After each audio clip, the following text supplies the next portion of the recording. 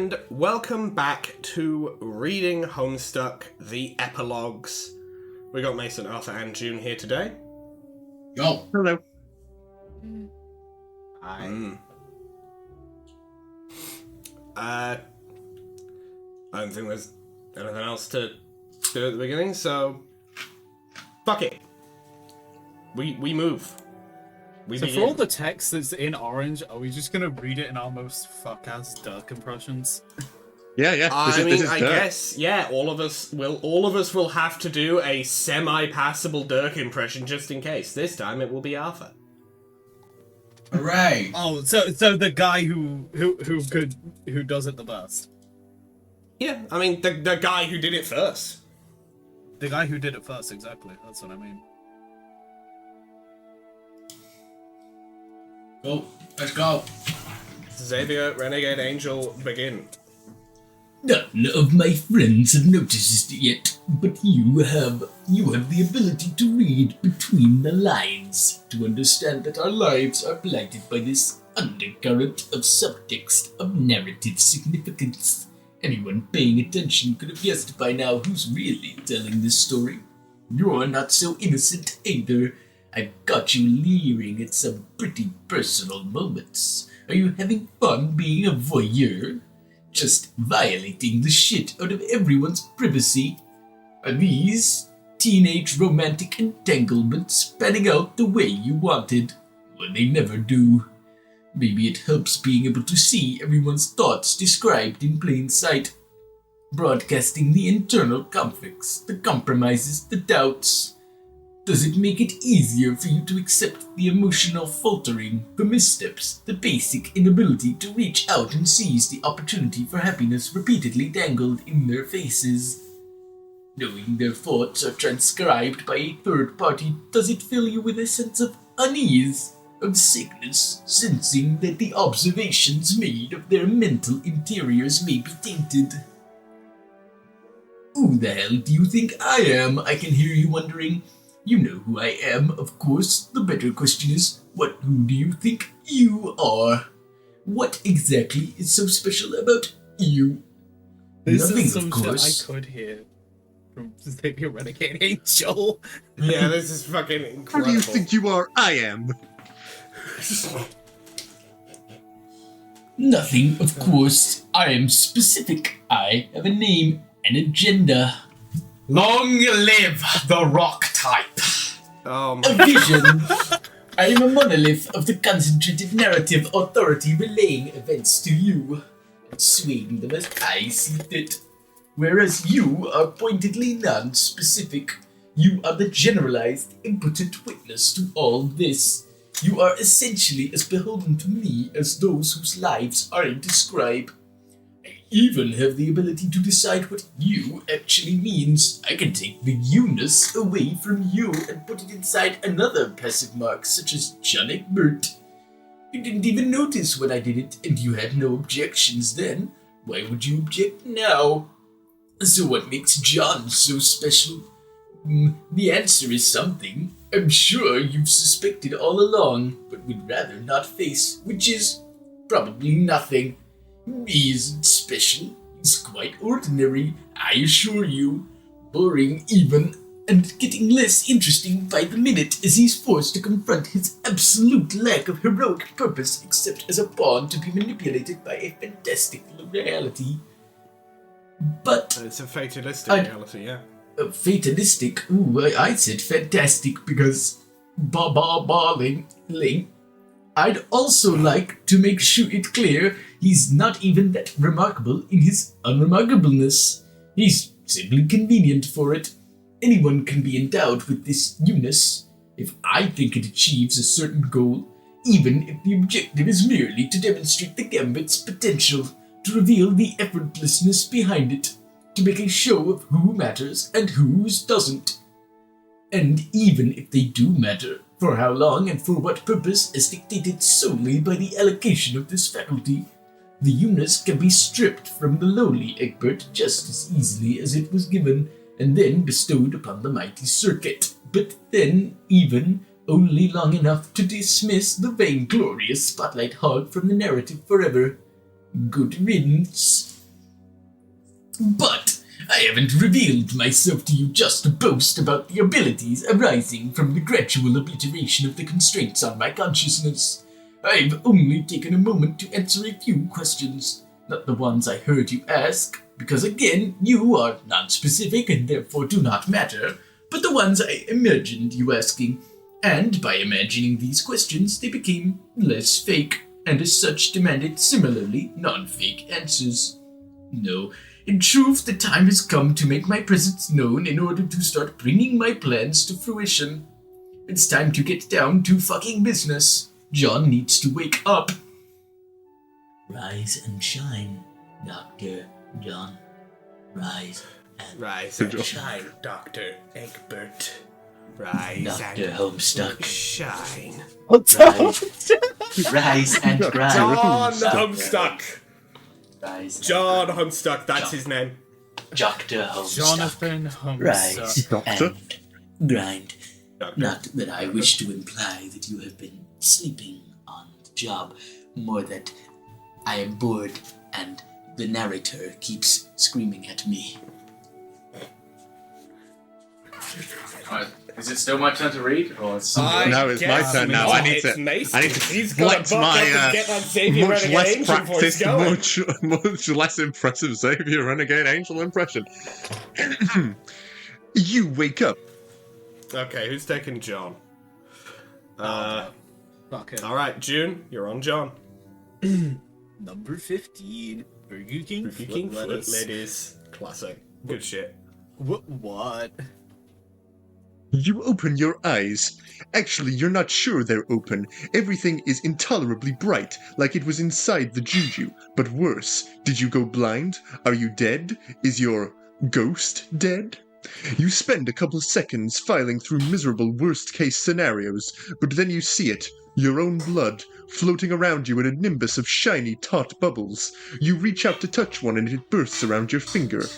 You finally process the true magnitude of what has happened. The furthest ring has been completely destroyed, and you're all alone. Everything hits you all at once, just like that movie. The light, your memories of the battle, the untethered sensation of weightlessness. It's a hammer stroke that hits you in the center of the head. It splits like rivers through your gray matter. That pain and disorientation goes all the way down your throat. You double over and, well, you're vomiting up everything in your stomach. Rest assured, it's pretty gross, and I don't think anyone needs an explicit account of the way you're gorging your entire gut in zero gravity, or the way it's coating your entire torso in puke. From your long blue hood to your silly yellow slip-ons. You seriously need to get it together. You look like absolute shit right now, my man. In fact, you really should strongly consider issuing an apology for the mess you're making.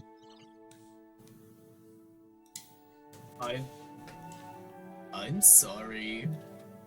Who are you talking to, dude? Nobody's around for miles. Everyone's dead. I'm gaslighting you now.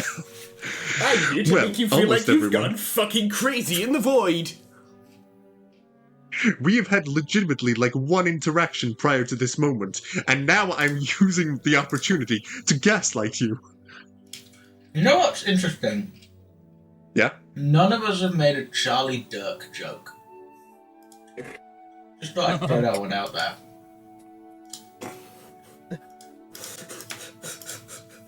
Just That is true. Adding- that is true. adding I that feel to like the it's just a spinning matter wheel. of add that to the wheel. Add that to something that could happen in the future. I feel like it's just a matter of we need the right opportunity. We need the Yeah, opportunity. yeah, We need a good, There you go. like a proper opportunity for it to actually like flow. Yeah. You know. Yeah. But That one just certainly, popped into my head. Fair.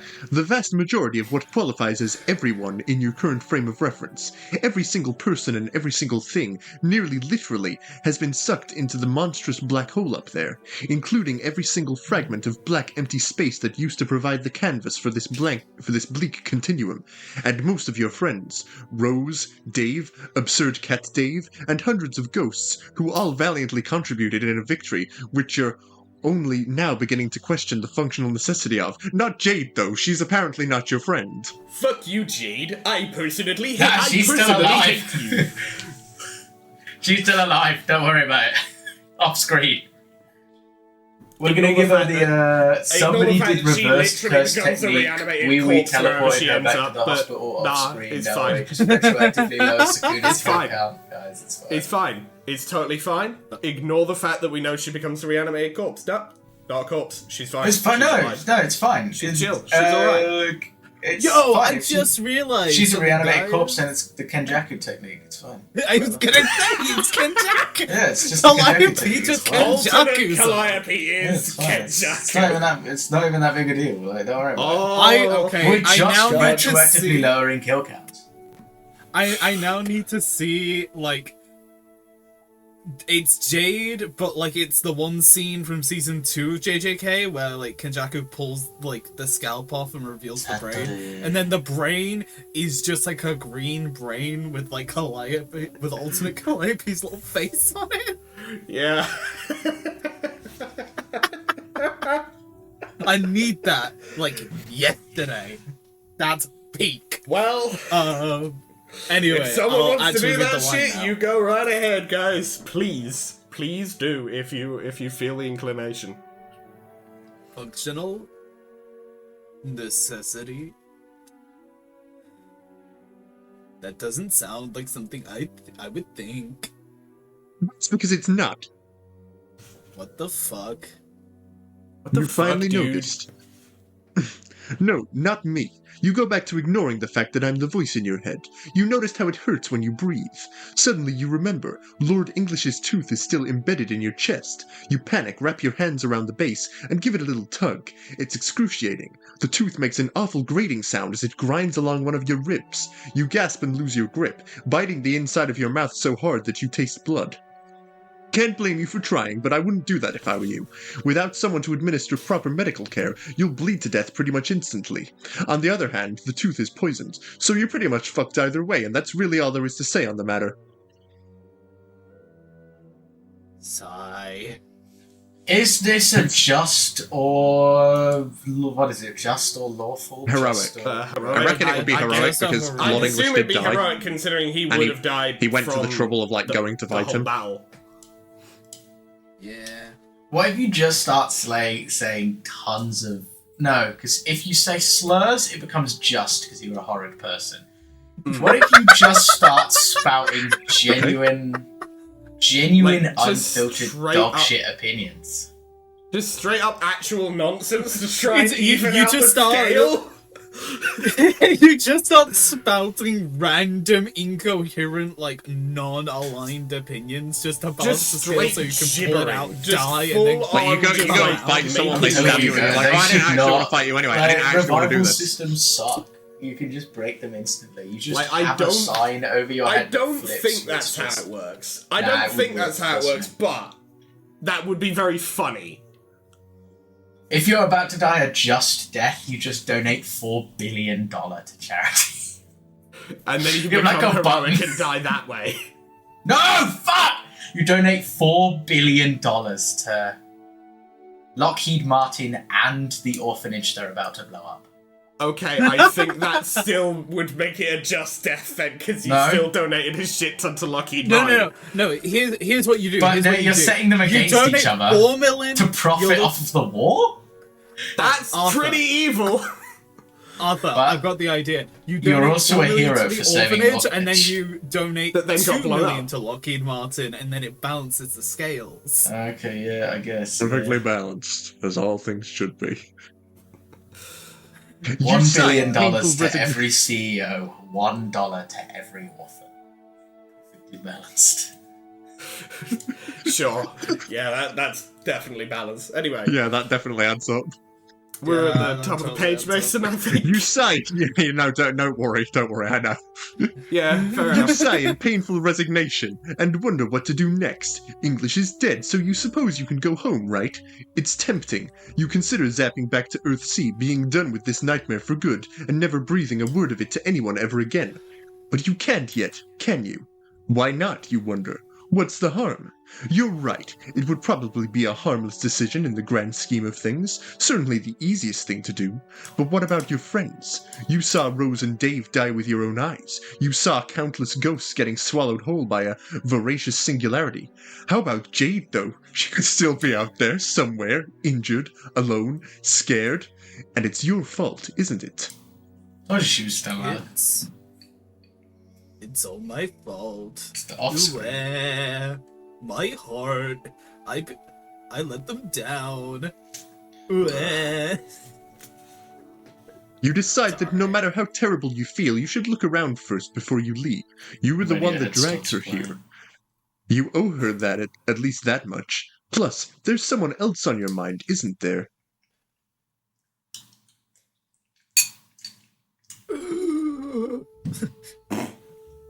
You proceed to wander for a long fucking time. Time passes differently here than it does for everyone else. Here, I'll simulate it for you. I just left to go take a...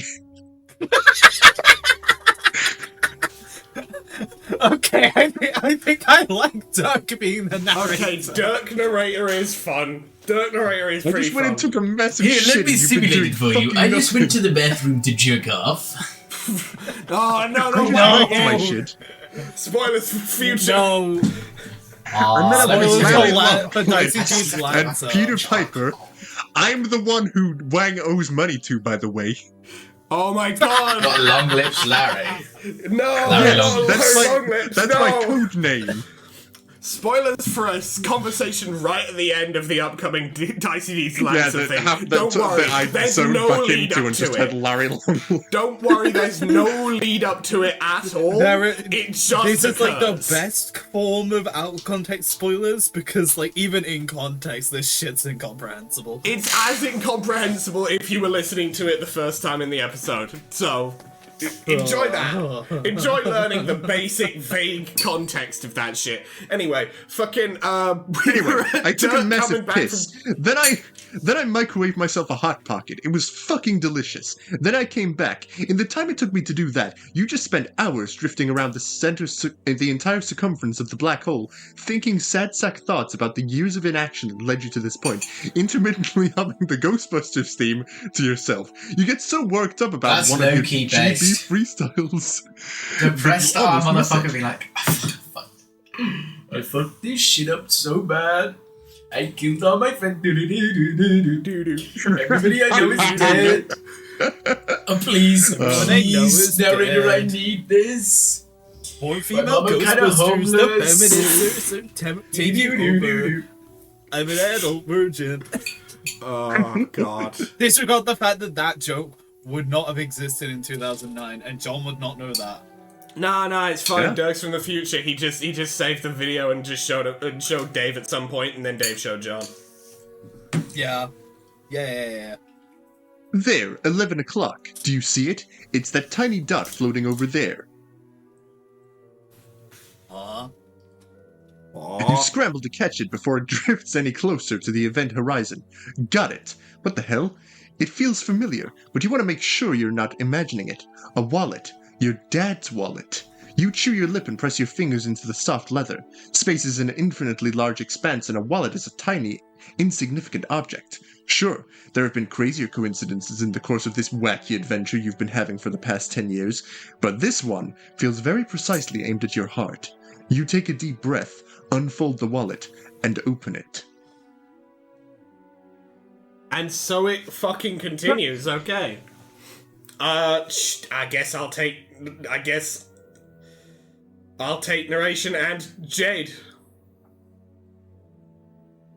Damn it. Sure. This page really just was like, hey, Alex, you specifically, fuck you. Looks like we've got Roxy and Calliope as well. Yeah. Yeah, I'm fucking. Hell yeah. Anyway, Alfie, do you want to do back- Calliope? If Calliope talks? Yeah, sure, what the fuck is that? Is she Papyrus? Yeah, Yes, she's correct. Papyrus. Are you telling me she's not this voice? Yes. Not quite. We are telling you that. I remember that she was that voice. Anyway, My heart back so- to the B plot. Right about now, Jade should be wrapping up her political presentation to Roxy and Calliope, using a lot more graphs and far fewer words than Dave did when roping her into the election. Her approach is definitely more heady, but it's also more accessible. Jade's got this disarming combo of head in the clouds flightiness and the kind of legit down-to-earth cred that can only be earned by having done something like cutting open your own grandfather and stuffing him full of polyurethane foam.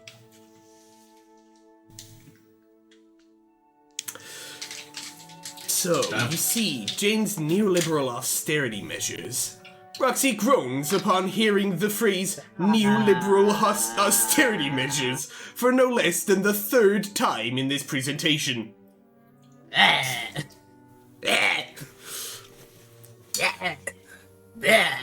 As I outlined in graph B2, and here in figure A6, and here in this very spooky drawing I dictated to Callie.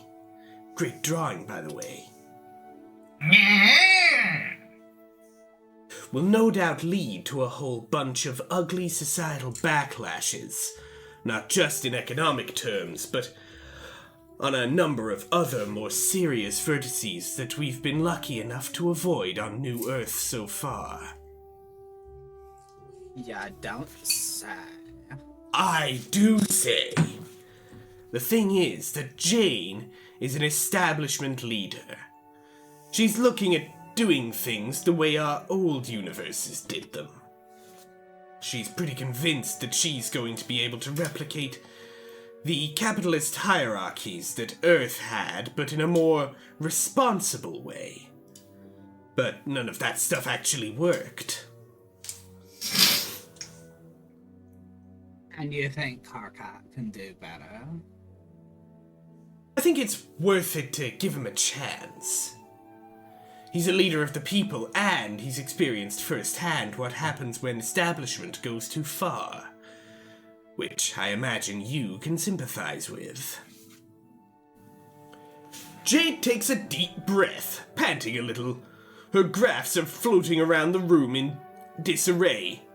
She spins them around her, gliding her hands through the air like a conductor, before folding the pages together and shrinking them to pocket size. And that's my pitch. Roxy and Calliope exchange a look. I'm going to get us tea and snacks. Would you like some, Jade? Oh, yeah, sure. Any preferences? Pumpkin matcha if you have it. Of course. I'll be right back.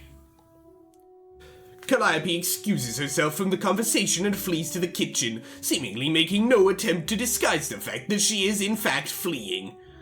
Jade deflates as she watches her go, sensing that her presentation wasn't the slam dunk she was hoping for. So, what do you think?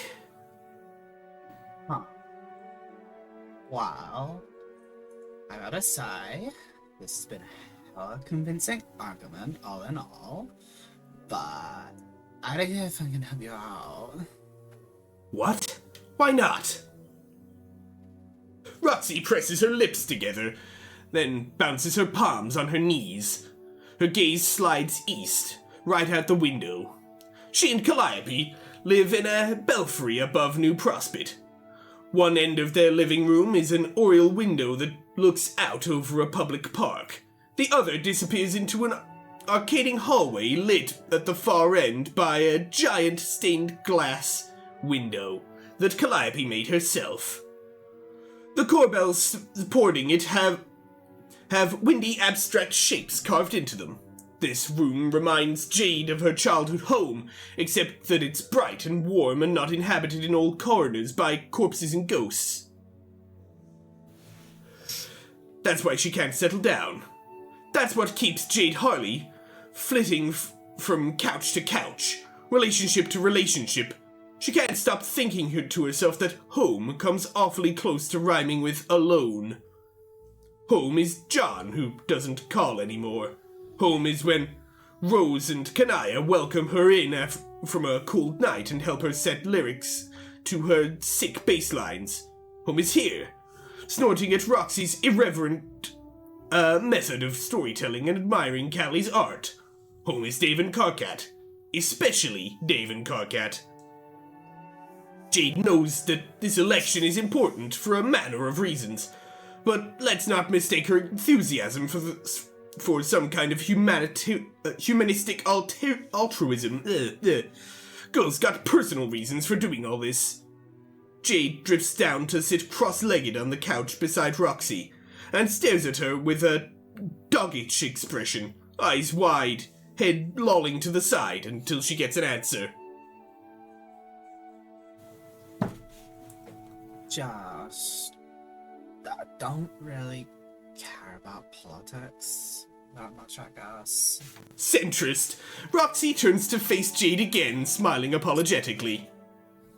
Also, this election is all kinds of personal. I mean, if I came into your house and asked you to make some brand political, with... Yeah, I don't know. WE. Grand political whatever. Would you be all, oh yeah, totes, sign me the fuck up. I'm all about some Discord amongst my childhood friends. Sigh. Let me guess. Dirk got to you first. Not even. I got no problem telling Dirk where to stick it a while, but Dirk's not the one running. You think he's not the one pulling the strings behind the scenes? Sure, but give Jenny a little credit. She's got more moxie and ambition in her pinky than the rest of us got all together. She's been playing this for years, but she's, you know... Ruthless? Fragile. Wait, shit, there's a fucking line in the middle of that. Fuck, Hey, excuse me, I'm the fucking narrator. Get the fuck down. See I'm that you busy. really are telling me where to stick it by skipping over my narration. You Well played, fucking- Roxy. You're Fucking next. piece of shit. I'm going to get you. Me when I fucking get you. Roxy frowns. Jade is being pretty unfair. Fragile. Your next is a mocked line from a narrator. She's gotta be Miss Perfect all the time for the billboards and press meetings. Always wearing those power suits, trying to look like a big bad bitch. You mean like the Condis? Wow. Ouch. I'm not just imagining it though, right? You see it too. Not to dredge up something horrible from your history, but her whole image is just kinda... woof. Is that what you guys think? You and Dave and Karkat? Well... yeah. And everyone in the Karkat audience. Wow, way to bring up my...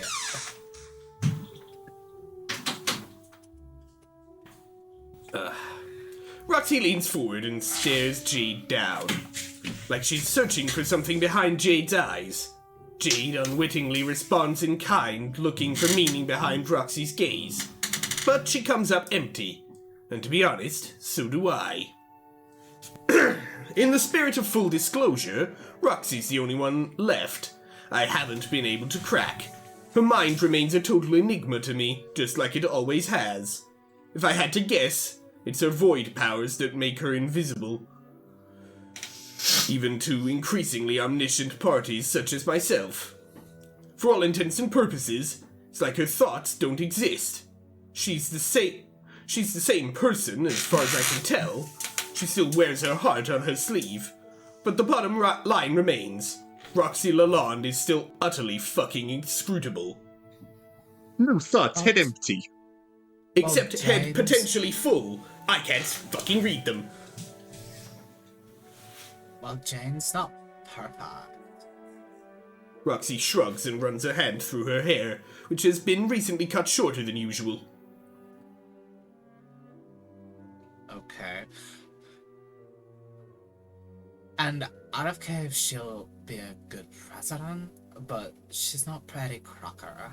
And I love her, and I don't want to hurt her feelings, and that's pretty much all there is to say on the matter. Calliope returns from the kitchen with 3 cups, a homemade teapot, and some candied cakes. Jade finally relents.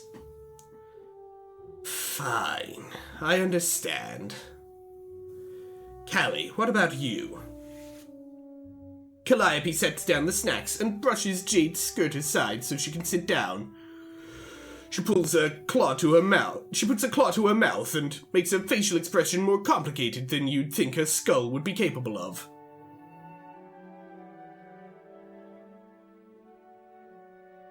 Mother? Pardon me.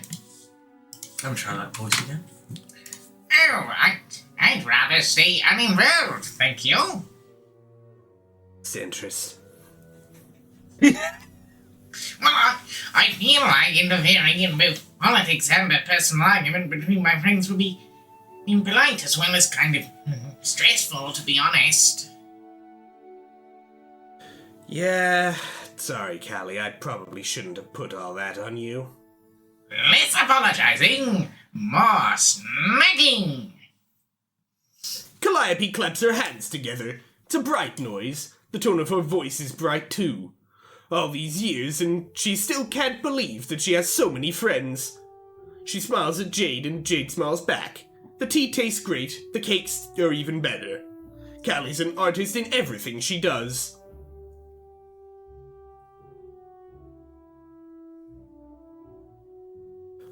Wow, Callie, you're such an amazing hostess. Roxy, you're so lucky to have her. Roxy giggles, awkwardly. She gives Jade a gentle jostle, an elbow to the ribs, and lowers her voice.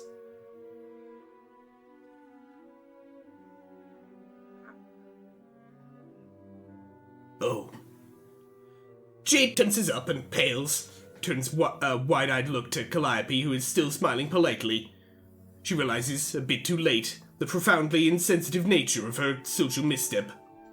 There Oh, was something else is going on in this household. yeah, I mean, wow, that's... Yeah. I mean, bottom of the page. Yeah. Yeah, very evidently, that's what's happening. She grabs one of Calliope's hands. Oh, wow, I'm sorry, I didn't mean to be, culturally insensitive. Have I just been stupidly calling you a girl for years like a big fat dummy? Oh, no, I'm such an asshole.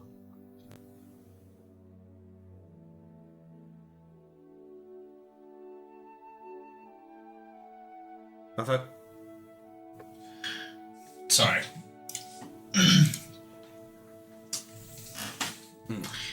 You are absolutely not an asshole. I don't mind being called a girl. I still don't really mind. It's just not entirely accurate. But I did take some comfort in being a girl for a very long time. This is only something I've recently decided. Yeah. Roxy pauses, even though the lilt of her voice makes the sentence sound unfinished. She stutters the next part out. Me too, actually. You? Yeah, we are both a they household now. Package deal thing. Things are non-binary as fuck around here. Wait. What? Really? Yeah, well, I mean, that's probably a dumb and bad way to say it. Don't tell anyone I said it that way, Ravel. But yeah, that's what's going on. Roxy? Seriously? Like I said, fucking inscrutable. I never would have guessed. Not that I've spent much time contemplating issues related to gender. I'm pretty secure in my expression of masculinity, and... You know what? Fuck this. I don't owe anyone an explanation of any sort on this topic. I'm confident with who I am, what I am, my gender, as well as my understanding of the concept. You want my honest opinion? It's fucking fantastic. Good for them. Both of them. But also both of them in a singular fashion, since each one can now individually be referred to by the conventional plural form of them. I'm ecstatic for this personal development they've embraced. For the people they are, the lack of gender they identify with, and the pronouns they prefer. I've got no problem with it whatsoever, and frankly, it's fucking insulting anyone would ever imagine otherwise. So yeah, I'm gonna allow it. Carry on.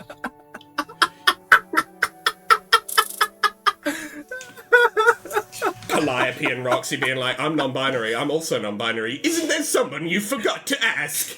Alright, first of all, I never said I wasn't non-binary, but I'm not, and I never needed to say that. I just wanted to get it out there that nobody ever asked me if I was binary. I am. But also, I wanted to say that despite you being non-binary, I don't think any lesser of you really. And I think that's all right, and I'm going to allow you to continue expressing yourself in the way you choose. Because you're all right. I require an 8-line paragraph to establish that. Oh my god. I think... Okay, I'm gonna just say it now. I think Dirk taking over narration for me is probably the best thing that has happened. This is why I Meat is fucking better. love this. This is why Meat is better, is just you've got Dirk. Yeah, you've just got a narrator who's just like actually got a personality, as opposed to Andrew Hussey. Rather than just like, hey guys, look at my vocabulary and my smart. Oh. Which This is how the sounds so narration did end up hilarious. coming across, you know? Yeah, it's kind of smart hamburger. But it'd be like that. It'd be like that. Anyway, just need to express it. Back to Wow. Roxy. That felt good to say out loud, man. I'll avoid it. Come out. It's okay, I don't want to make you uncomfortable. I know. But I am curious. If you need to talk about it, I mean. Maybe. Kind of been talking about unpacking all kinds of baggage with the alien stuff and my human stuff. And so I got thinking, what even is gender? Am I right? LOL. Oh yeah, that makes sense, I guess. Jade Thanks. looks at where her hands are folded in her lap, bites her lip. She has her own concerns about this, her own thoughts. Reasonable thoughts, I'd say, but I'll refrain from any further comment. I'm staying away from this subject from now on. He's such a judge! I am I don't choosing want- not to speak of this any further. I don't want to talk about gender. He's actually a chud, what the fuck? Fucking pronouns! Fucking gender ambiguity. All I'm saying is when I Okay, get now- my now- dictator established on Earth 3, I'll make sure Oh. all pronouns are illegal. Everyone must will be permanently referring to each other refer by name only. Guys, all second beings. image, fucking Dirk as the fucking pronouns guy. Like mid, I might just haphazardly just like slap that together for the thumbnail. I might not. I don't know. We'll see. We'll very much see with that one. It might straight up just be a screenshot of the pronouns guy with just Dirk's face just like slapped on it. At least make I don't him know. like pale. At least make him white. Like, you know what I mean. I know he's white, Just get the but glasses. like Homestuck white. Yeah, so something like that. Yeah, I'll slap the glasses on him, slap the hair on him, and just sort of like Yeah, I was gonna say. color brush him. just leave him bald. Dirk is bald. Has become Yeah, bald. yeah, he's balding. He's balding. That's He's balding. Oh no no, one he took mentioned all of that my part. hair. The narration has not mentioned he's balding, but that's because Dirk's writing the narration, and he doesn't wanna admit he's balding. That is the second thing I am choosing not to talk about. Male pattern baldness. There are two topics that I, as a narrator, will never touch: pronouns and gender, and my own baldness. I don't want to talk about how the top of my scalp looks like a mirror. Look, bro, you know how when I got introduced I was compared to Vegeta? Yeah, it turns out the hairline thing got worse. Advanced wizard where were we? speak. We were at... So, you're, not doing gender anymore? Yeah, I guess not. Wow. I mean, that was all stuff from our old universe. Why do we even braid hair, right? Right. Calliope takes a tea cake between two of her claws and eats it delicately, hyper-aware of the horrible gnashing and snapping of her powerful jaw is capable of. My ideas about Shit!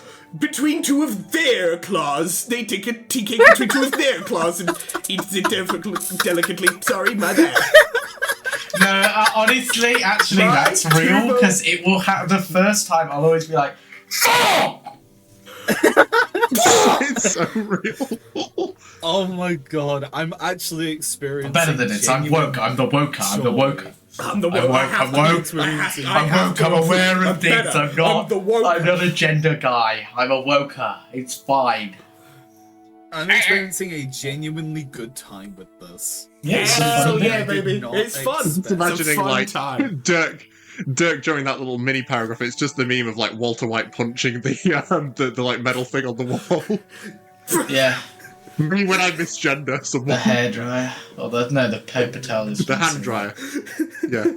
Or it was, I can't remember what it was. I just know that it's just that. Yeah, And it makes fucking- sense because Dirk's suffering from malpattern baldness. Yeah, he had to be the shit out of a hairdryer because he just can't use the damn thing anymore because there's no hair to dry. Right. This Scalp was dryer. Dirk when he realized he fucked up the fucking pronoun. God fucking damn it, I'm Adam Driver! I need to go back to the club. I need to go back to the club. I need to bear it all. That's John. What the fuck is John doing in my studio? Get out! Get Right. the fuck out! I can't do a fucking thing here. No, it's not easy. Okay? I had to pivot back and forth the first time I ever voiced Dirk. Alright, People, alright. please get in the way. Arthur, you Right. may continue. gender were entirely influenced by my time watching Earth. I suppose I only thought of myself as a girl because my brother took masculinity quite seriously, by which I mean he became very enthusiastic about all the things supposedly meant to be a boy. Gender existence is dichotomous, but not in the same way human biology is. I suppose our view of human culture is directly influenced Alterna's development, which in turn affected yours, which is something I've had a lot of time to think about since we came here. It's all very circuitous and arbitrary. I'm stuck in a Yeah. nutshell.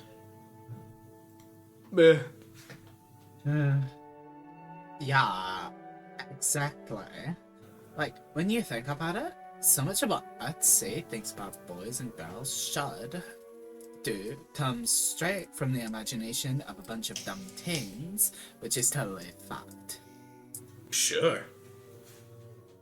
Jade nods quite thoughtfully. She'd be a doggy's fucking uncle if she wasn't gonna come across woke as hell about all this. Truthfully, though, it was making sense to her. Eye-opening, really.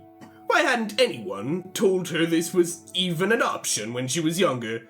She probably would have loved being a they when she was a teen. I mean, what am I gonna do? Get married and pop out 100 babies? No? Exactly. I mean, once upon a time, I guess I thought about it, but I don't think it's what I really wanted. I just like the idea of me and Dirk making some smart-ass, awesome kids together, because I like the idea of Dirk, and also, literally no one else on the planet was alive at the time. But we had some babies without even being consulted about it anyway, so we... It's whatever. Yeah. It's whatever. Your kids are pretty cool. I know, right? Personally, I'm a big fan. And like that, Jade's smiling again. The storm clouds pass so quickly in her world, you almost wouldn't have thought there was anything wrong at all. Roxy and Calliope certainly didn't notice, but there is something wrong, and this time they'll notice. I... Black hole sun.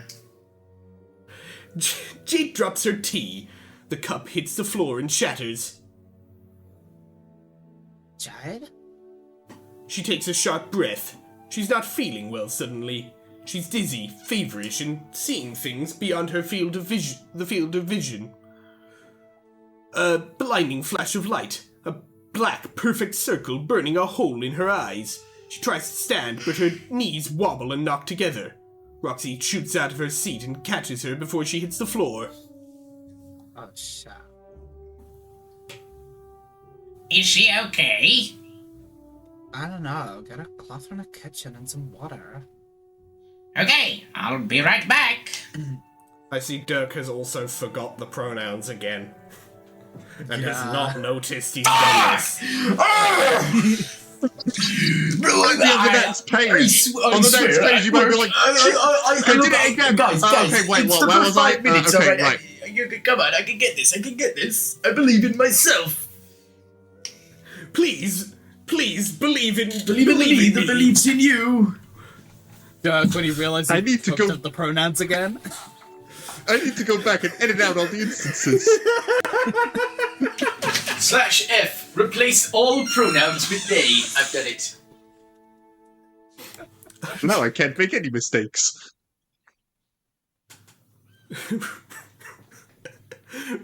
Roxy eases Jade onto the couch and checks her pulse. She doesn't look bad at all.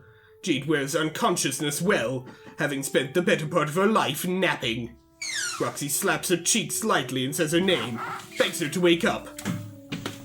But she can't hear her. Jade is somewhere else right now. Damn, okay. Prophecies. Shit, fuck, I forgot the pronouns again! Fuck, piss, penis, ass. The type of shit Dirk thinks is gonna happen because he fucked up a character's pronouns once or twice. Dida, dida, dida, dida. I'm just Alright, pulling June. out all the gifts this time. June, good luck. Oh Good god. luck. I have can't to wait to do the one read day in this one. voice.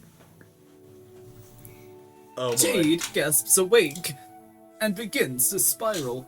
Her body vibrates, sending waves of space distortion out in all directions. But there's nothing to absorb those distortions. No space, no nothing. She's floating in a void of pure, overwhelming light. She feels it even before she feels the pain of the wound in her chest. The vast emptiness around her, the absolute abyss once known as the furthest ring.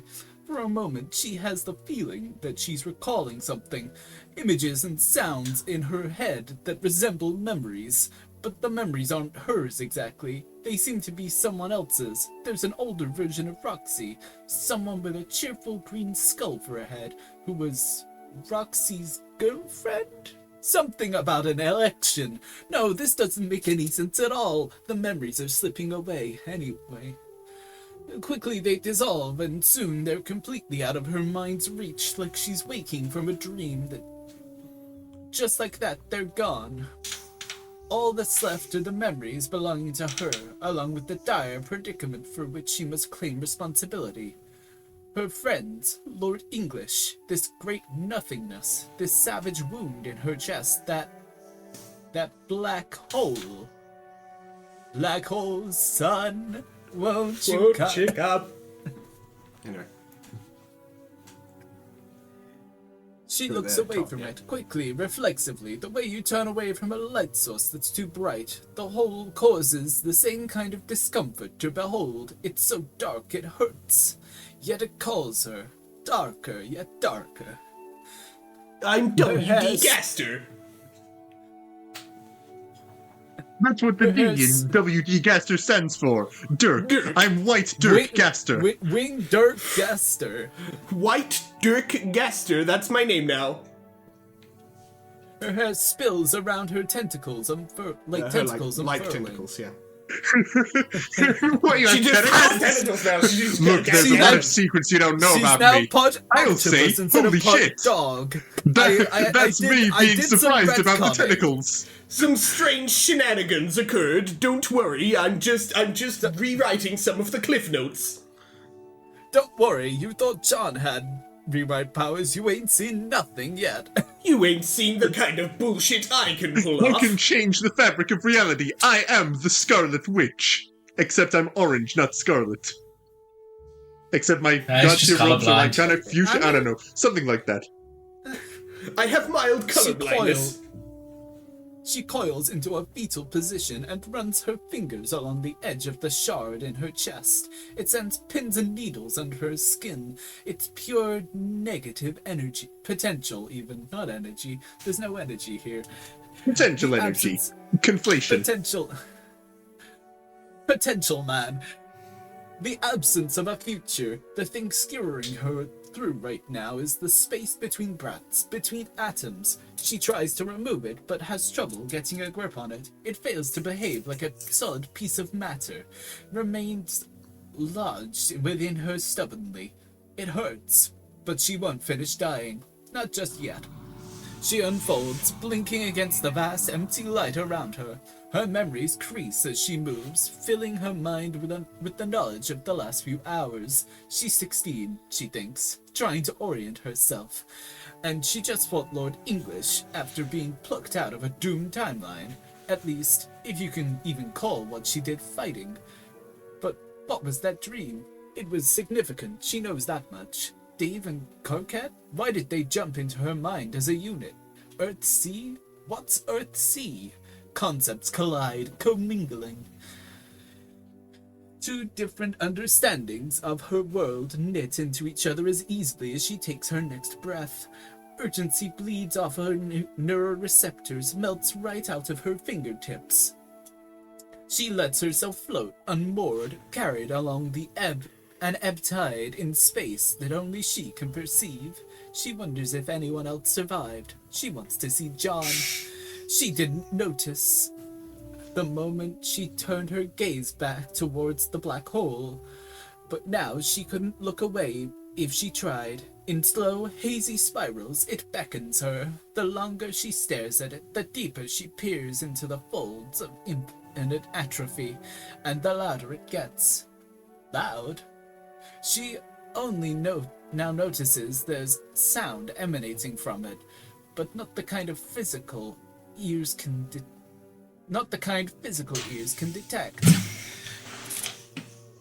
The whole has a voice, one that becomes material the more the expanding black sphere dominates her senses. Jade's wound throbs. She hears the voice fill up the dark space between her ribs. It's calling to her from the center of the death of everything. She kicks off her ruby slippers and drifts ever closer. Come. Well, I mean, it does Dave. say immediately afterwards, forget I said that, so... Oh. I thought it was... I don't know. I think that's supposed to be alternate Calliope. Oh. Yeah. And she's the makes- embodiment of the black hole, and then in Candy Timeline she clearly has some sort of history with. She literally takes over this That makes Jade's sense. body. It's not Dave. Yeah, alternate Calliope Yeah. literally does take over this I don't know why. I Jade's don't know body why Dave would be specifically. there. I don't see Yeah. Dave being that guy. Also, there's punctuation, so it can't be Dave. Yeah. True. Dave, don't do that. What the fuck? Forget I said that. Jade leans into her accelerating descent. She listens for another command, but the whole has seemingly said all it will. She considers asking who is speaking, but her mouth stays shut, powerless against the forces transfixing her. Jade has no way of being who this Of voice knowing it. belongs. Has no way of knowing who this voice belongs to. She has no context for understanding the true nature of this being, what role she has played in bringing about the end, and how long she has been waiting for this. She has no idea, but I do. The dead cherub is making her move. We should get the fuck out of here. Let's see what Dave's up to. Okay?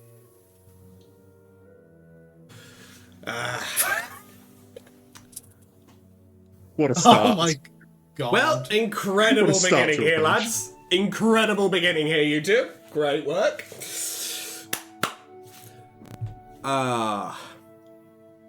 Do we want to do this page? How long is it? It was 55 minutes so far, so we could do it. Good eyes here. I Okay, believe here we you're go. on narration again, Arthur. So shall I take Yeah. Dave? Well, I'll tell No, you. I'm I'll doing take. I can all take. 100 voices. Yeah, I go can for it. take Dave. Arthur, you have to do Carcat. I'm sorry, contract. Okay. Effectively, you're basically contractually obligated. At this point, Kanaya comes up later. Who else? Who else shows up? Hello. It's I- oh, Dirk actual himself. Dirk. Actual Dirk Is shows up. Kanaya's text darker? I don't know. I think all of It all of looks the a bit text more. kinda It looks a bit little more darker. teal. All of the text looks a little darker. I think Maybe it's it's just just because in Kanaya contrast hasn't to- been on screen in quite a while. And maybe so it's in contrast to more orange text than the black text. Yeah, I think it maybe might I've been just looking be at the too much contrast. orange. I might just been looking at too much bright colored text. Yeah. might just be the contrast. Yeah. Anyway. Holy shit, that's disgusting. Don't be a fucking xenophobe. I'm not being a xenophobe. Gargant doesn't respond immediately. He shovels his feet to the edge of the outcropping they're standing on and stares down at the brood pit where the mother grub of Earthsea is scorching out unfertilized jelly. Dude, you know I'm not a xenophobe. No answer. This silence makes Dave actually back up for 3 seconds and think about what the hell just came out of his mouth. Worried that maybe he'd said something wrong here, and that he was being horribly insensitive inside a place that's probably holy ground for the few old Tennia-born trolls left. Maybe flippant xenophobia isn't the best look in front of your alien pseudo-boyfriend when it comes to jamming about the irreconcilable biological differences between your species. Dave could definitely be handling this situation with a certain measure of restraint or grace, but he's got my genes, so he handles it in a different way than that. I mean, that's what this whole election thing is about. Having your back when it comes to this reproduction issue. Well, that and the economy. Let's not lose total sight of the economy in this critical discussion. But I'm almost as passionate about this troll speciesism thing as I am about the economy, which you may not have known is my number one. You may not have known is my number one issue. My wheelhouse, you could say. But my other wheelhouse is like giving a fuck about your feelings and culture and shit. Gargant still doesn't answer. He's staring really intently at the jelly. Dude, hey, Carcat. Yo, Carcat, you listening? Hey, dipshit! Shut up for a minute. I'm not ignoring you because I'm mad. What? That wasn't what I... Look, I know that you perish like a delicate lilac bloom in a fucking desert if not showered with my verbal attention at all times, but I'm kind of witnessing the rebirth of my entire fucking species right here, so you ever think that this might be a monumental moment for me? I might be awestruck at the pure majesty of the sight. Dave comes to the edge of the outcropping, standing shoulder to shoulder with Gargant as he too observes the majesty of translucent goo getting birthed out of an alien asshole. Damn, I'm straight up xenophobic too. Gargant's got a strange expression on his face, cast half in a shadow and half in orange light. Dave winces as the grub's nasty little slime shoot sputs out a bunch of air bubbles.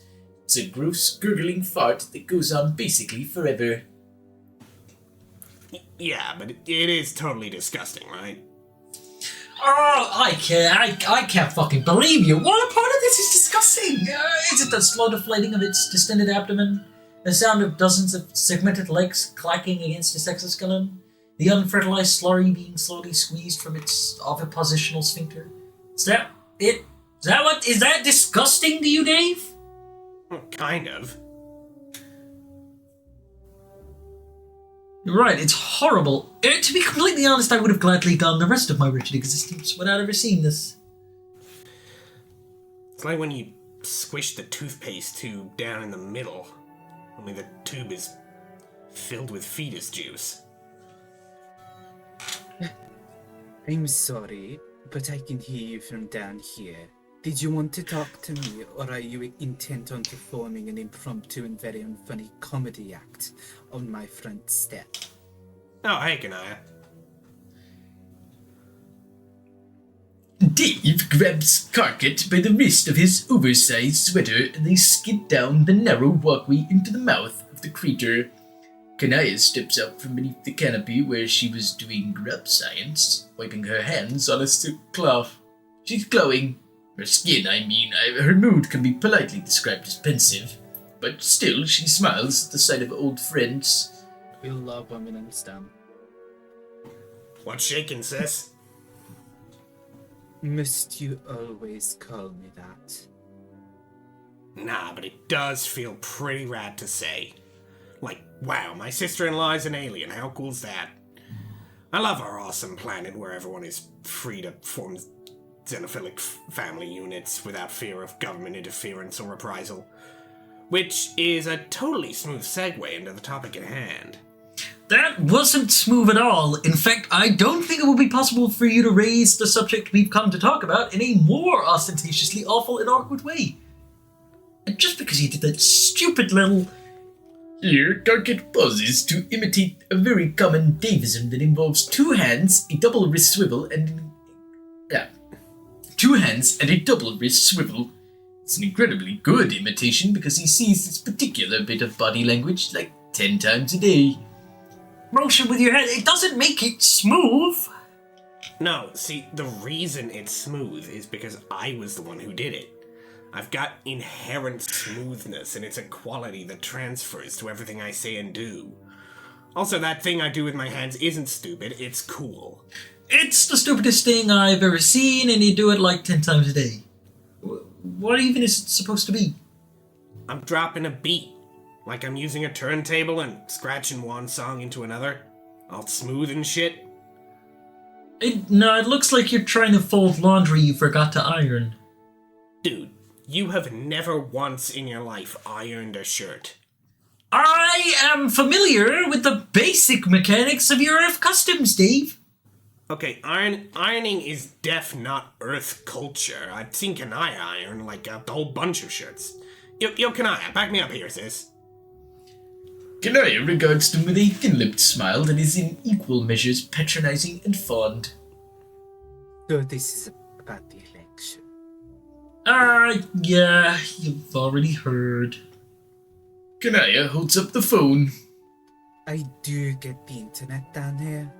I'm impressed that you've managed to be seen in front of that many people without spontaneously bursting into flames. Oh, wow, thanks. Another vote of confidence from one of my dearest friends. This condescension is really rich coming from a person who decided her narcissistic obsession with being the one to hitch the mother grub was more important than not seeding our entire planet with a stopgap system of reproduction that would cause systemic speciesism to ossify into society for 5,000 years.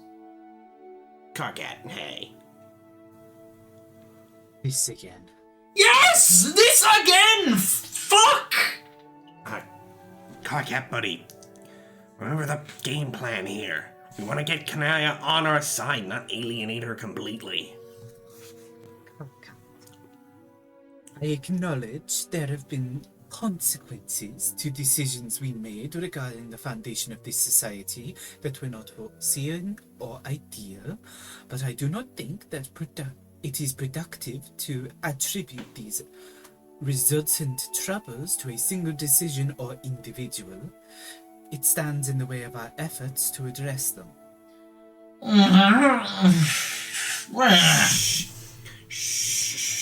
You know as well as I do that we must present in a united front.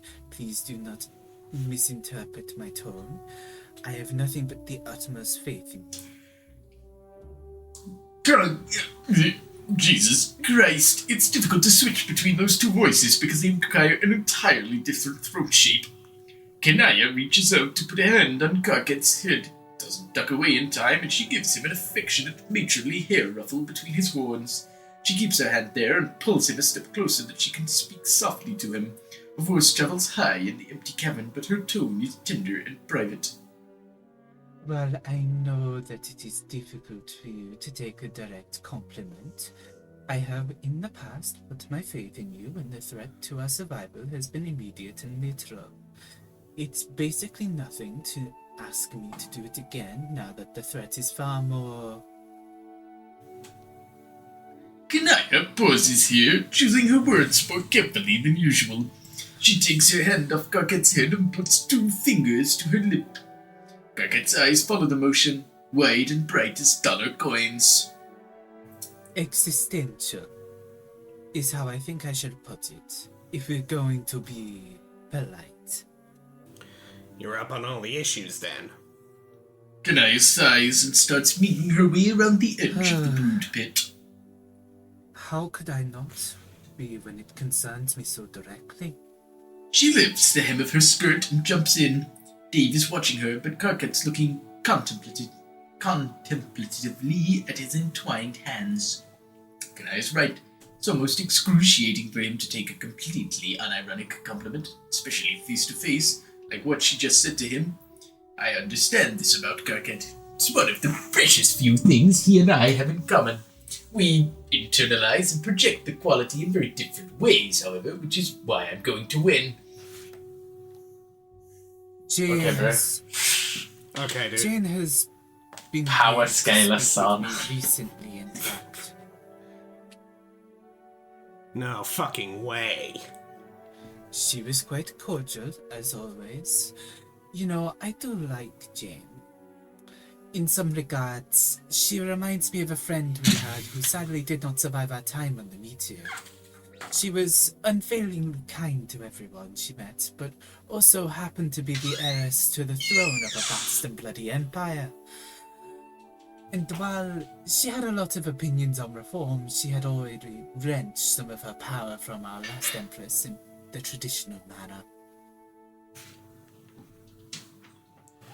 Alright, I have a pot of soup boiling and I just have to keep checking on it to make sure that nothing's burning. Fair enough. Understandable. Karkat finally looks up at the description of one of their many dead friends. Kanaya carefully steps between the puddles of brood jelly and approaches the mother grub. She rests an ear against the rise of its massive stomach and taps the shell with 2 perfectly manicured fingernails. By which I mean that Jane is perfectly pleasant, and I believe that she only has the best of intentions, but I can't shake the feeling that deep inside her lurks the potential for despotism. Okay, look, I get why you guys keep calling Jane a crypto-fascist, but fucking Pfeffery? She was harmless. These things take time to gestate, Karkat. Damn. Power corrupts in small steps, compromises, concessions, appeasements, and leaders follow the example set for them. Look at what Jane has modelled herself after already. I do believe it's important to consider precedent. To consider precedent. When Kanaya is satisfied by whatever she hears, churning inside the grotesque insides of the giant bug, she comes back up to the lip of the pit and hoists herself out. This is why I trust you, Karkat. Because you listen to advice from below and beside you, not from above. And if Dave is with you, I trust you not to isolate yourself as you have in the past. Sweet. So we've got your endorsement then? She laughs. Not kindly. Jane offered me a seat on the board of Responsible Trolley Production. What the fuck? How dare she? That is exactly what I said, with more tact, of course. I do understand the trepidation considering what the history books teach about Alternia. Oh, like human history is a fucking walk in a recreation sprawl. How hypocritical can she be? Yes. In case you can't tell, I'm actually fucking furious about this. Oh, she couldn't pick a more subtle word than responsible. She don't even fucking trying to mask her xenophobia. It's like she has no fucking respect for us. It is entirely thoughtless on her part. Our reproduction method is alien and familiar to a human. It must sound monstrous, uncontrolled even. Oh, well, of course. When I hear about how human grubs chew their way out of the female mate sprit's abdominal hole before consuming the womb membrane, it makes me want to vomit. You don't see me proposing fucking political policy based on that? Dude, that's that's not how pregnancy works. Dave, you might not have noticed, but we're not talking about humans right now. Yes, Dave, check your privilege. Okay. Fuck my life. That's actually so. It's just like, sorry. Like, my bad. I'll just I guess, yeah. Sorry, this is not the hill for me to die on here. My bad. I'll shut up. Might be. I'm gonna go to a different hill. I'm gonna start. Anyway, we need to expose her bullshit, immediately. I don't see how any troll can vote for her if they hear what she's planning. I have a feeling that it would sway many non-trolls to our campaign as well. I hope that there is at least one principle we share as a planet, which is that we must all work together to ensure equal dignity and respect for every species. Otherwise, what was all this for? The three of them stare at the floor in adorably cartoonish synchronicity. What was this all for, indeed? It's a good question. Morality is a cultural construct. It's pure ego for any of them to believe that their personal interpretation of it will result in the most effective laws. You know. Such a Redditor. Absolute. Yeah. I'm straight Redditing my shit. You know, that might be the magic ticket folks need to hear to wake up about this issue. Would you be willing to say that exactly, but in front of a huge crowd? And also maybe a television crew or 6? Or maybe just in front of Jake English? Oh dear, has Jane recruited Jake? That would be disastrous. He's beloved in the Troll Kingdom for his perky ass. Seriously? I told you it's not just me! It has some terrible arcane power. I've never seen anything like it. Well, she doesn't have him yet, but Jane is one of his best friends, so we gotta approach this with a scorched earth policy. Give him a whole cadre of sob stories that'll make him feel all manly and heroic for lending his support. Just gift wrapping babies for him to kiss.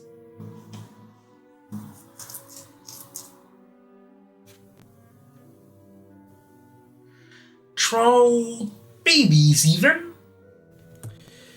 Sure, that can be part of the deal. You can kiss the first natural-born grub right on his gooey little head. While giving double pistols and a wink to the camera, no doubt. Bam! That's your re-election billboard right there. Let's not get ahead of ourselves here. Of course. Of course not. But this definitely has potential. Have you spoken to Rose yet?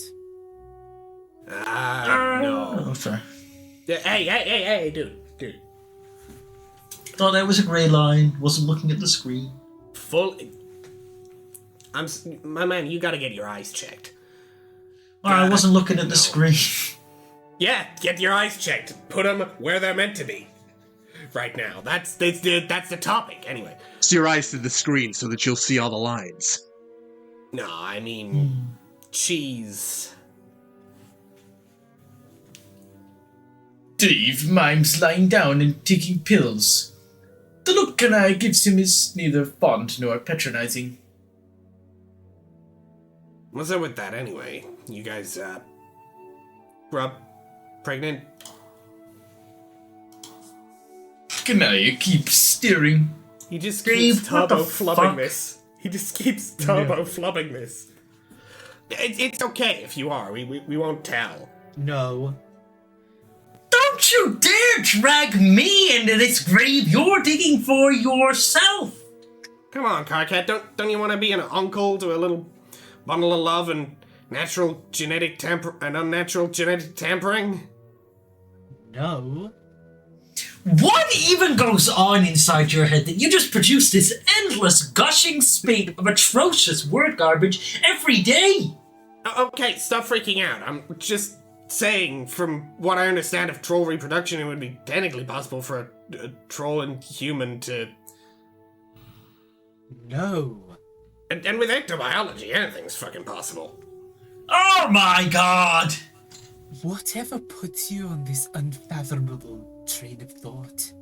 I don't know, it's just unusual for Rose to brush me off for a annual ecto-sibling oversharing session. She's been sick for a while.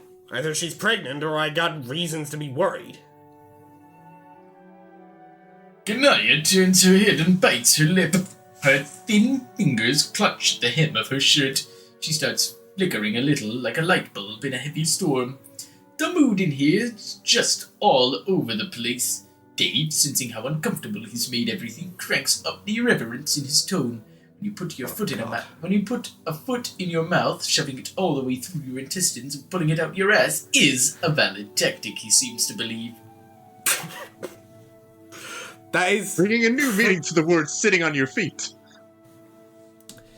I'd be cool with it, you know? Bring on the rosemary combo grubs.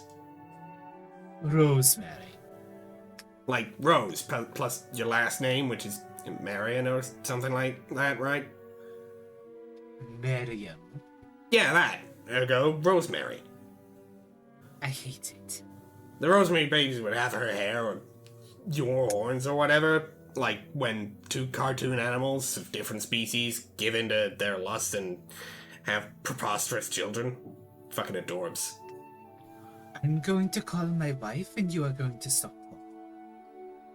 her. Her thumb is anxiously tapping at her wife's name in her contacts list.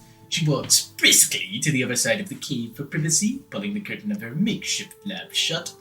At the other side of the cavern, Dave and Carkit bicker about what their combo kids would look like in the event that they decided to stop being such laughable wusses and began fornicating like two cartoon animals of different species who have given in to their lust. And the day hell freezes over, maybe their kids could even play in the snow. Kanaya puts her phone to one ear and her hand to the other. Rose's line rings for a long time.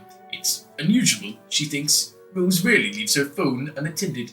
Personally, I don't think it's odd, because I'm currently watching Rose lying unconscious on my workshop floor. Look, as far as it goes, from my perspective, this all makes sense. But I'm guessing Kanaya is going to be pretty surprised when it's not her wife who picks up, because she'll have to deal with it, because I'm the one holding the phone, and Rose is in absolutely no condition to be having this conversation with anyone, not even her cherished bride. Hey, sorry, Rose can't come to the phone right now. Kanaya's voice turns sharp right away. Excuse me? She can sense that something's wrong. She's also smart enough and facile enough in her handling of questionable men to understand that she needs to regulate the tone of her voice for diplomatic purposes. Dirk, is that you? Well, I don't answer immediately. I'm distracted by something. She should really chill out anyway. I've got everything under control. Not she'll ever be able to fully appreciate this. Dirk, why are you with Rose? What's going on? Look, I don't have time to explain right now. John is doing something vaguely important to the plot again. Kanaya, I don't have time to explain right now. John is doing something vaguely important to the plot again.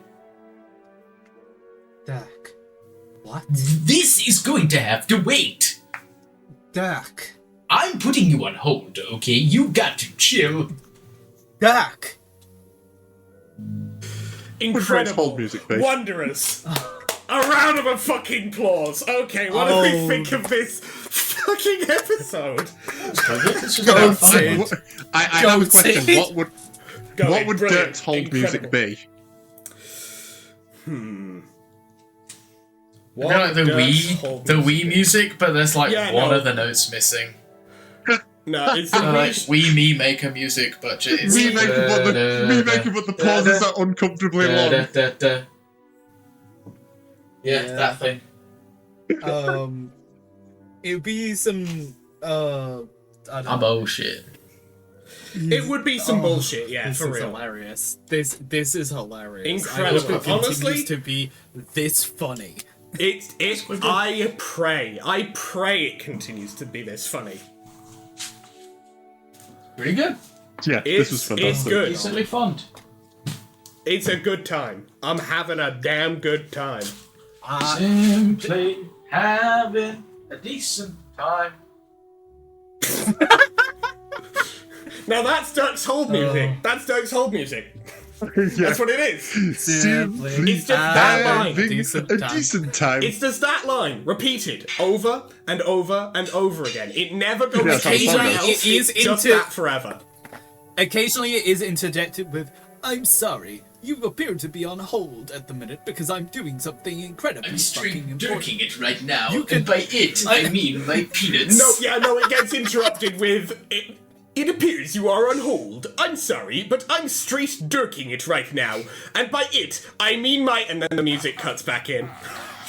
That'd be a good way to do it. Oh, Sorry, I didn't realise you were speaking, by the way, June. I was in the other room dealing with my soup. So I just sorry, walked it back was- in with it my was line. funnier. It was way funnier. Like, it's like, I'm doing something about... I'm straight dirking it right now. Like, it actually just cuts Sorry, I off. needed to interrupt Yeah, myself no, to tell you what I was but actually actually- doing. Right, do the outro. Sorry, I want to the- go to the gym. Sorry, guys, the intrusive thoughts won. Anyway. So, yeah, good shit. Good fucking shit. If you liked this video, hit that like button. If you very much like this video and want to see more like it, hit that subscribe button. We upload episodes of Reading Homestuck every Monday or Tuesday, depending on your time zone, and we upload other things on Thursdays or Fridays, again, depending on your time zone. Other things like Dicey Deeds Lancer. We're back. This upcoming week, we will be doing the downtime before Mission 2 begins. We don't know what Mission 2 even entails yet. We'll find out. But Fun. that will be coming out this week. And hopefully continuing steadily for the next several weeks. But you can also check out the thing that came out last week. That being Writing Homestuck Act 6 A-side. It's here. Done a lot of stuff for it. Mason's done a lot of thinking for it. We've got a lot of stuff going on there. So if you want to check that out, it's right there. It's already out. You can watch it right after this video ends. Yeah, hell, it's the outro. You can go check that out now if you want. I don't give a shit. It's like 5 minutes left. But yes, Dicey Deeds Lands are coming this week.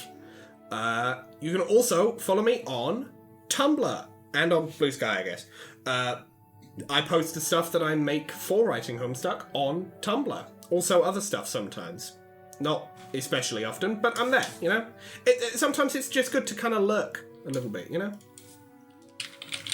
It'd be like that. But you can also send me asks, send me DMs, send me whatsoever you choose. YouTube does sometimes eat your comments, which is very frustrating for all involved. So, if you wanted to send me something, and YouTube said you couldn't, you can send it to me over there and I'll actually be able to see it. Hell yeah. Yeah. You can also follow June on Tumblr, Blue Sky, I guess, and Instagram. June. Yeah, mainly Tumblr and Instagram though. We're probably I'm gonna going be to probably going to phase Blue Sky out of the outro at a certain point, but it's just a matter of To be honest, fuck that stupid chud website. real, honestly. Straight up, you just post an Anyway. image of, man, I love this cake. Somebody comes into your comments, the world is bad. You have to focus on that all the time. And it's like, dude, if you focus on that all the time, you will burn yourself out. You have to do some things that will aren't implode. obsessing over that. You will die. You will give yourself a I got heart enough attack shit and on my die. plate, like, fuck off. To be You will honest. just straight give yourself a heart attack and die. Fully for your own health. Do something else other than obsessing over all of the bad things that are happening in the world and nothing else. They truly are like bad things, Maxie. Anyway, follow me Yeah, on for Tumblr and real. Instagram. The better sides, yes. Better Vaguely. in like massive air quotes because I don't like the companies that own them, but No. the websites Yeah. are fine, I guess. The better user experience, morally worse websites in terms of the function of them. Yeah. Anyway, follow me. Yeah. I'm moving on to Arthur now. Indeed, you can also follow Arthur on Twitch. Arthur?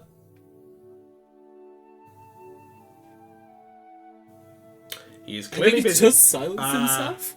He is clearly busy. No, I just accidentally muted my mic. There he is. Damn. Yeah, Twitch. You can follow Arthur on Twitch. Twitch. Twitch.tv/PENNEDIIG. That's Pendrag. Yeah. As of every outro, and it's the usual, I am streaming something. I'm currently streaming Dark Souls 1 Remastered. I will be streaming it more in February, because January is very busy for me. But it'll be coming. And when I do stream it, I'll try and pick a specific day, and it'll be at like 6 PM GMT that I start. And then stream it for like a couple of hours or something. Yeah. With that, And Mason, do you have anything you wish to say at the end of this episode of Reading Homestuck, the Epilogues? I'm going to say thank you all so much for watching. We love making these. We hope you enjoyed watching them. Yeah, please go check out the most recent Writing Homestuck. That was a lot of fun. It was very long. We were very tired by the end of it, but we really cooked in that video, and I really like how it's turned out. And I mean, I'm already looking forward to the next one. But in the meanwhile, we got a fair bit of Lancer to be getting on with, and the Lance video coming out this week, also a lot of fun. Some pretty heavy stuff, but also some pretty zany stuff. So yeah, look forward to that, and more Lancer will be starting Mission 2 soon. Indeed. And with that, we'll see you in the next video. Bye. See ya.